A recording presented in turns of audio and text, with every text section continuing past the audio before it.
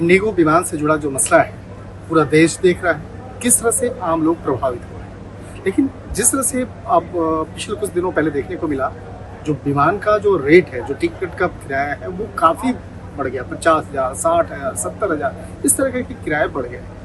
इन्हीं तमाम मसलों को लेकर पिछले कुछ समय पहले एक याचिका दायर की गई थी। इस मामले को समझते हैं, एडवोकेट माथुर हमारे साथ में हैं। मैम, जो याचिका थी, जिस तरह से कुछ समय पहले ही आपके द्वारा दायर किया गया, हालांकि इस घटना से पहले था, तो किस तरह से याचिका दायर की गई, किस तरह से आपकी इस मामले में तमाम मसलों को अपने कोर्ट के सामने रखा?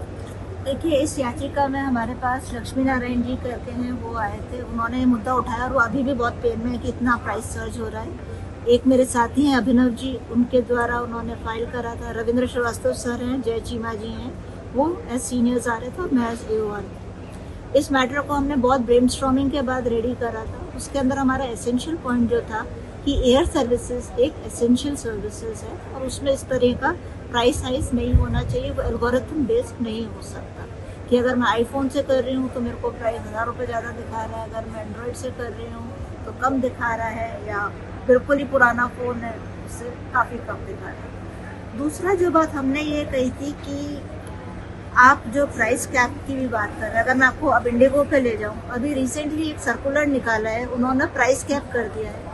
अगर मैं आपको 500 से 1000 किलोमीटर का कहूँ, उन्होंने कहा कि साहब हमने प्राइस सर्च कर दिया है सरकार ने कि 12,000 से आप ज़्यादा नहीं लेंगे।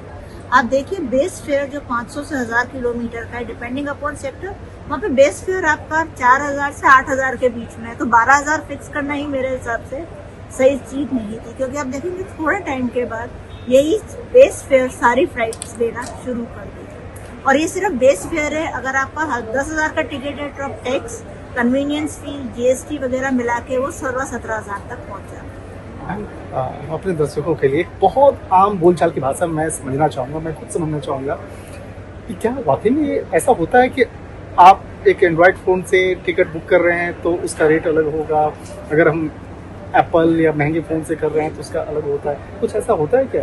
ये मैंने एक ही नेटवर्क पे, मतलब सेम IP एड्रेस पे हम दो जनों ने करा। मैंने एप्पल पे करा, मेरे साथी ने एंड्रॉइड पे करा। हमें दोनों को same sector, same date, same time का अलग प्राइस था। कितना का फासला हो रहा है? 400-500 रुपए का आता है। फिर भी बहुत बड़ा 400-500, फिर उस पर टैक्स लगाइए तो बढ़ के आपको करीब 1000 रुपए तो इस मामले पर जो आपकी याचिका है, क्या इस मामले पर सुनवाई की कोई वक्त मुकर्रर हुई है या? 17 नवंबर को कोर्ट ने नोटिस इश्यू करा था। अभी तो नोटिस रिटर्नेबल भी नहीं है। तो देखते इस बीच में ये क्राइसिस आ गई है। तो ये जो चीज़ हम कह रहे हैं कि एसेंशियल सर्विसेज है, तो उसी के ऊपर ये याचिका। निश्चित तौर पे ये याचिका बेहद महत्वपूर्ण है, आम लोगों से जुड़ा मसला है।